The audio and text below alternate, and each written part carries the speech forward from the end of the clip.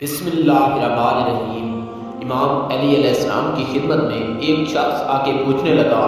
یا علی علیہ السلام، اس کائنات کی سب سے عظیم ترین عورت کی صفت کیا ہے جس پہ اللہ تعالیٰ کے فرشتے بھی ناز کرتے ہوں؟ جیسے یہ پوچھا گیا تو امام علی علیہ السلام نے فرمایا، میں نے اللہ کے رسول سے سنا کہ زمین کی سب سے افضل ترین عورت وہ ہے جو کم خرچ کرتی ہو، کفایت سے اپنی زندگی بسر کرتی ہو۔ یاد رکھنا، جو عورت گھر کے اخراجات کو کم رکھتی ہے،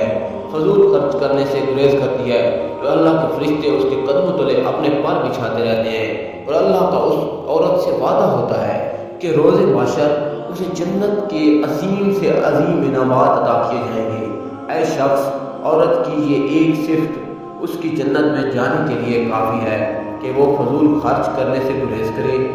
اور اپنی اولاد کی اچھی پرورش کرے اور گھر کو جنت بنا